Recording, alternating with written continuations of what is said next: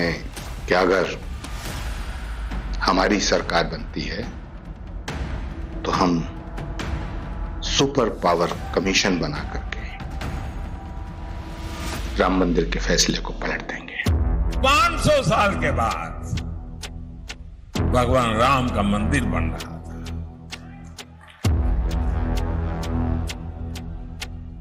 आजादी के 75 साल बाद भी उन्होंने रोड़े अटकाने की कोशिश की, अदालतों में भी रोड़े अटकाए। ताली बजानी है और भूखा मरना है।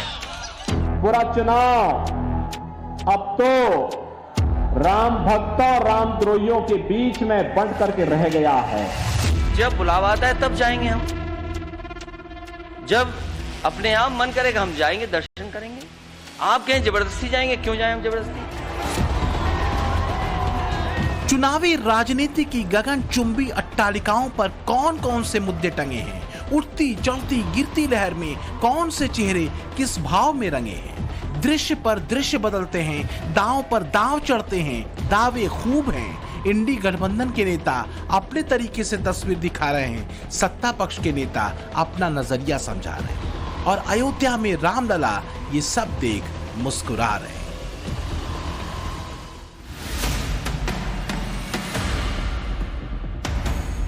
विपक्ष का घूमकर राम मंदिर के मुद्दे पर आना, कांग्रेसी नेताओं का राम मंदिर, रामनवमी या रामलला की प्राण प्रतिष्ठा को लेकर कुछ भी बड़बड़ाना, अखिलेश के चचा राम गोपाल यादव का बेमतलब ही राम मंदिर को खराब बताना अनायास तो नहीं है। तो एक तरफ राहुल गांधी को आगे कर कांग्रेस लगी है खुद को पक्का सेकुलर साबित करने में, ताकि मुसलमानों का वोट केंद्र की लड़ाई में उसे मिल जाए, लिहाजा राम लहर को खारिज कर रही है। तो दूसरी तरफ पीएम मोदी की अगुवाई में बीजेपी है जिसको भरोसा राम लहर और उसके असर पर है। लेकिन रामलला तब और मुस्कुराए जब राम मंदिर पर राहुल गांधी और कांग्रेस के भीतर चले मंथन का जिक्र पूर्व कांग्रेस नेता प्रमोद कृष्णम लेकर आए और कहा कि राहुल गांधी राम मंदिर पर आए फैसले को पलटना चाहते थे। मैं कांग्रेस में 32 साल से भी ज्यादा समय मेरा बीता है। जब राम मंदिर का फैसला आया, राम मंदिर बनना शुरू हुआ, उसके बाद राहुल गांधी जी ने अपने नजदीकी लोगों की एक बैठक में अमेरिका के रहने वाले अपने एक शुभचिंतक के कहने पर, इशारे पर, सलाह पर यह बात कही थी कि अगर हमारी सरकार बनती है तो हम सुपर पावर कमीशन बना करके राम मंदिर के फैसले को पलट देंगे। तो क्या राहुल गांधी वोट बैंक के तुष्टीकरण वाले खेल में उसी रास्ते पर हैं जिस रास्ते पर उनके पिता और पूर्व प्रधानमंत्री राजीव गांधी चले थे? 80 के उत्तरार्ध में शाहबानो केस में मुस्लिम तुष्टीकरण का तगड़ा दांव चलते राजीव गांधी ने सुप्रीम कोर्ट के फैसले को पलट दिया था। वैसे भी राहुल गांधी अपनी राजनीति को 2 सूत्र पर साध रहे हैं। एक, हिंदू वोटर्स का जातीय बिखराव करना और दूसरा, मुस्लिम वोट बैंक को कांग्रेस के पक्ष में करना। तो क्या यही वजह है कि जाति वाले खांचे को समझाते जय श्री राम वाले नारे पर राहुल गांधी भड़क जाते हैं? 2-3%, 4%, 5% जनरल कास्ट के गरीब लोगों को जोड़ दो, इनका इस देश में कुछ नहीं बचा।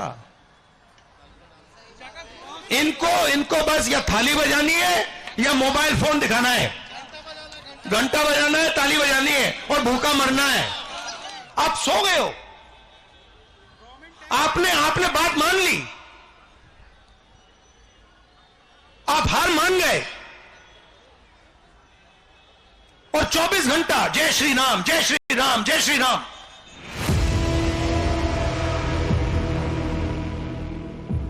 तो एक तरफ जाति वाली बात तो दूसरी तरफ जय श्री राम और घंटा थाली बजाने वाली भाषा से साइलेंट वार किस पर है और किस खेमे को संतुष्ट करने वाला है।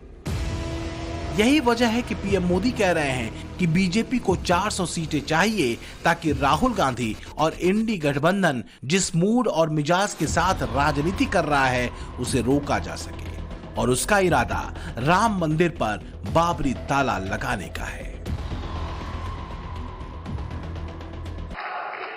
मोदी को 400 सीटें चाहिए ताकि कांग्रेस कश्मीर में धारा 370 को फिर से वापस ला करके चिपका न दे, खेल बिगाड़ न दे। मोदी को 400 सीटें चाहिए ताकि कांग्रेस अयोध्या में राम मंदिर पर बाबरी ताला ना लगा दे।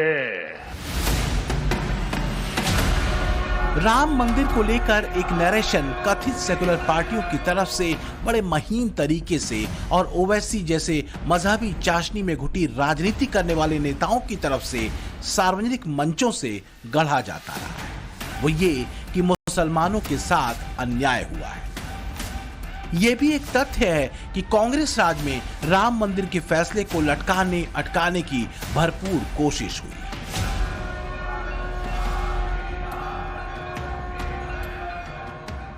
कांग्रेस अब अपना नकाब उतारकर अपने असली रंग में आ चुकी है। पहले कांग्रेस पार्टी ने अयोध्या में 500 साल के बाद भगवान राम का मंदिर बन रहा था।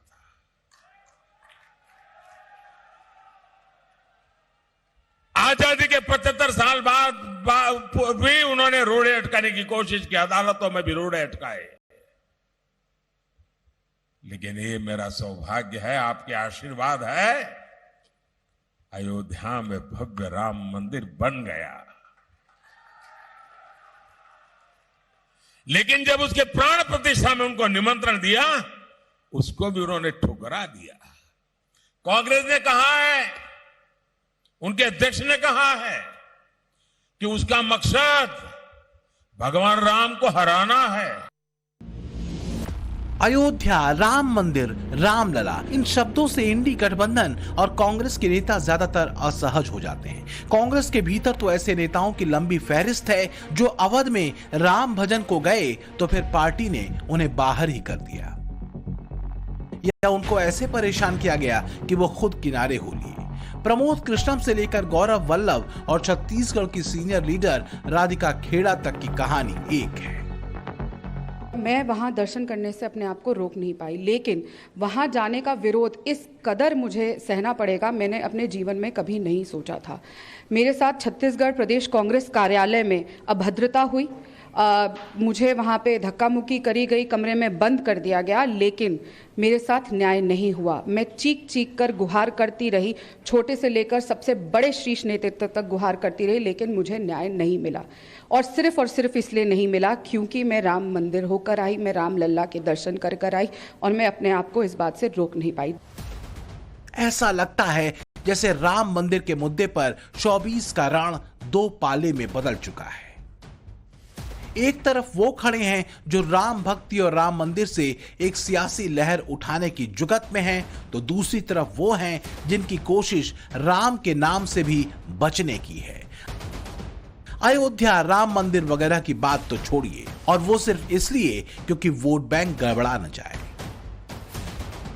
पूरा चुनाव अब तो राम भक्तों और रामद्रोहियों के बीच में बंट करके रह गया है। एक और राम भक्त है, पूरे देश का राम भक्त एक और खड़ा है, और वह एक स्वर से बोल रहा है, जो राम को लाए हैं हम उनको लाएंगे। और दूसरी तरफ रामद्रोही है, वे कहते हैं मंदिर बेकार बना है, वे कहते हैं मंदिर बनाने की आवश्यकता ही नहीं थी, वे कहते हैं भारत के अंदर मंदिर की क्या आवश्यकता थी। तो भगवान राम का मंदिर भारत में उत्तर प्रदेश के अयोध्या में नहीं बनेगा तो क्या काबुल और कंधार में बनेगा? क्या लाहौर और कराची में बनेगा? क्या कांग्रेस का बाजा दूसरी राग पर बज रहा है। बाबरी ताले का जिक्र भले न हो या राहुल गांधी को लेकर राम मंदिर के फैसले को पलट देने वाले प्रमोद कृष्णम के दावे की हकीकत जो कुछ भी हो, लेकिन ये तो कांग्रेसी भरी सभा में कह रहे हैं कि कांग्रेस की सरकार आई तो राम मंदिर का शुद्धिकरण किया जाएगा। कांग्रेस पार्टी की सरकार, जो इंडिया आघाड़ी की सरकार आई, तो बिल्कुल मंदिर का शुद्धिकरण किया जाएगा, क्योंकि हमारे सनातन धर्म में घर में अगर माँ पिताजी कोई एक्सपायर्ड होते तो सर मुंडाना पड़ता है, पूरी विधियाँ होती है। लेकिन नरेंद्र मोदी जी ने वो न करते हुए जिस तरह से रामलला के प्राण प्रतिष्ठा की है, वो हमारे देश के हमारे शंकराचार्य ने भी उनका विरोध किया है, और शंकराचार्य जी के विधि के आधार पर हम राम दरबार वहाँ पर बिठाएंगे, ये हमारा संकल्प है। तो क्या कांग्रेस अयोध्या को राजनीति का अखाड़ा बनाए रखना चाहती है? क्या कांग्रेस एक बड़े विवाद को, जिसका निपटारा देश की सर्वोच्च अदालत ने किया हो, उस विवाद को जिंदा रखना चाहती है? बड़ी बात यह है कि कांग्रेस के पूर्व नेता प्रमोद कृष्णम के दावे पर कांग्रेस की तरफ से किसी भी तरह की प्रतिक्रिया नहीं है। बहरहाल इस मुद्दे पर अयोध्या के मुसलमान क्या कहते हैं, उसे सुनिए। मुसलमानों ने इस घाव को भर लिया है और आपसी प्यार मोहब्बत से अयोध्या में हिंदू मुस्लिम मिल करके रह रहे हैं। अब कभी मुसलमान नहीं चाहता कि इस तरह से कोई हरकतें दोबारा हो। अगर किसी को किसी की चीज़ मिल गई है या उनकी थी नहीं थी, सुप्रीम कोर्ट ने दे दिया, हमने मान लिया। अब सुप्रीम कोर्ट से बड़ी कोई अदालत नहीं है। हम लोग आपस में प्यार मोहब्बत रह रहे हैं। जिसको भी बात करना हो विकास के मुद्दे पर बात के, हिंदू मुस्लिम राम मंदिर मस्जिद के मुद्दे पर कोई बात ना करे। इससे भटकाने तुष्टीकरण की राजनीति वाली बातें की जा रही है, ये बिल्कुल गलत है। और हम ये देशवासियों से कहना चाहते हैं, जो हो गया वो हो गया। हम हिंदू मुसलमान एक परिवार के तरीके एक साथ रहे, यही दुआ है। हाँ, साथ में ये भी मैं मांग करता हूँ कि हमारे अयोध्या वालों को उजाड़ा ना जाए, एक साथ हम लोग रहें। कांग्रेस की बेचैनी कांटे नहीं कट रही। राहुल गांधी इस बात को सोचकर परेशान हैं कि अगर इस बार चूके तो पार्टी के भीतर फजीहत तय है। बिना काडर के, सिर्फ रीजनल पार्टियों के काडर के भरोसे कांग्रेस के पक्ष में बदलाव की लहर नहीं बन सकती। लिहाजा कोशिश बीजेपी के कोर वोटर्स को जातियों वाले दांव से काटने की है। वहीं राम मंदिर और राम लहर को खारिज करके संदेश मुस्लिम वोट बैंक तक पहुंचाने का भी है, जो बात राहुल रामलला की प्राण प्रतिष्ठा के कार्यक्रम के समय से कहते रहे हैं। जो तो ये राम मंदिर 22 तारीख का फंक्शन जो है, ये राजनीतिक फंक्शन बन गया है। हिंदू धर्म के जो हमारे लीडर्स हैं, जो अथॉरिटीज हैं, उन्होंने कहा है कि वो नहीं जा पाएंगे क्योंकि ये राजनीतिक फंक्शन बन गया है। आरएसएस ने, बीजेपी ने 22 तारीख को एक चुनावी flavour, election flavour, political flavour दे दिया है।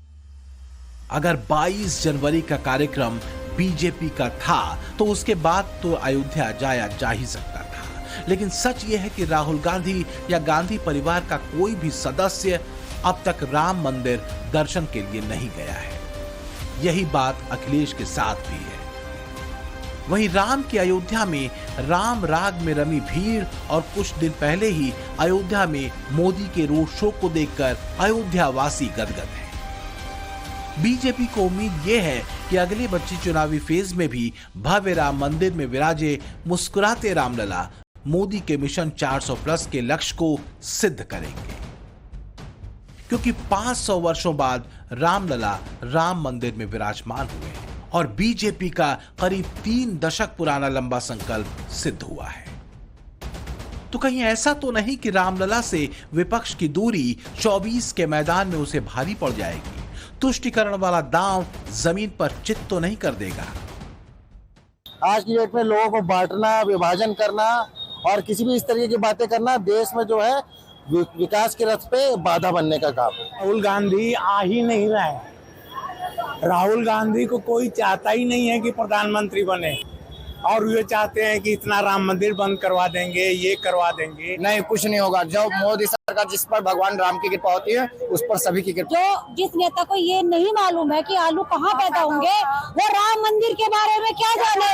आज जो है जिस प्रकार से मंदिर को लेकर बयान के नेताओं के द्वारा आ रहे हैं, यह दुर्भाग्यपूर्ण है। और मुझे तो बड़ा ही दुख लगता है कि ऐसे लोगों की मुख से जो है इस प्रकार की बातें जो आती हैं और समाज इसकी प्रतिक्रिया नहीं व्यक्त करता, यह और भी दुखद है।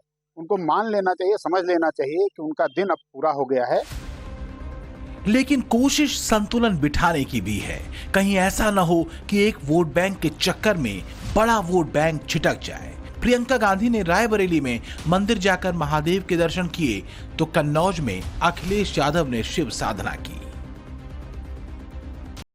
रही बात राम मंदिर पर कांग्रेस के पूर्व नेता आचार्य प्रमोद कृष्णम की तरफ से किए गए दावे की, तो उस पर प्रियंका ने जवाब दिया। ये एकदम झूठ है। ये बिल्कुल कांग्रेस पार्टी ने कह दिया है, बहुत बार कहा है कि जो निर्णय आएगा उसका सब आदर करेंगे, और यही किया है हमने। लेकिन उन बयानों का क्या जो कांग्रेस के गले की फांस बन रहे हैं। राहुल गांधी के राजनीतिक सलाहकार माने जाने वाले सैम पित्रोदा, जो राम मंदिर, रामनवमी और पूजा पाठ वगैरह पर कुछ भी बोलकर कांग्रेस की मुसीबत बढ़ा चुके हैं। Idea of India which is rooted in democracy, freedom, liberty, fraternity is being challenged by Ram Temple and Ram Navami and Prime Minister going to temple all the time and talking not as a national leader but talking as a leader of the BJP. देखिए, Sam Pitroda जी का जो बयान है वो Sam Pitroda का बयान नहीं है, वो राहुल गांधी जी का बयान है। सैम पित्रोदा वही बोलते हैं जो राहुल गांधी चाहते हैं। चूंकि दौर चुनावों का है, दायरे चुनावी नजर से ही तय हो रहे हैं। दांव चुनावी नफे नुकसान के गणित को देखकर आंके जा रहे हैं। इसलिए चर्चा तो मोदी के अयोध्या के भव्य रोड शो की थी, उसमें उमड़ी भीड़ और रामलला से मिले आशीर्वाद की भी।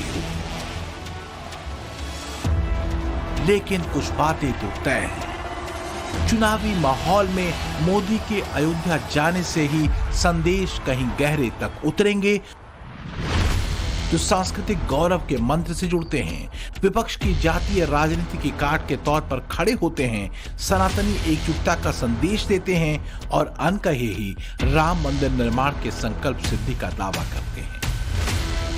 प्रधानमंत्री नरेंद्र मोदी की अगुवाई में बीजेपी राम मंदिर को सबसे बड़ी उपलब्धि बता रही है। रामलला को ट्रेन से भव्य गर्भगृह में पहुंचाकर बीजेपी को रिकॉर्ड तोड़ तीसरी बार जीत की उम्मीद है। तो वहीं दूसरी तरफ विपक्ष अभी भी कंफ्यूज बना हुआ है। राहुल को भरोसा है कि जातीय खांचे वाला दांव सही बैठ रहा है। अखिलेश को लगता है कि मुसलमान और यादव तो उनके साथ हैं ही, मुस्लिम वोट बंटने का खतरा भी कांग्रेस के आने के साथ ही टल गया है। इसलिए 12 होना तय है। लेकिन अयोध्या के भव्य राम मंदिर में मुस्कुराते रामलला कुछ और देख रहे हैं। 4 जून के नतीजों की उभरती तस्वीर में रंग कौन सा गाढ़ा है और किसका? ब्यूरो रिपोर्ट, टाइम्स नाउ, नव भारत।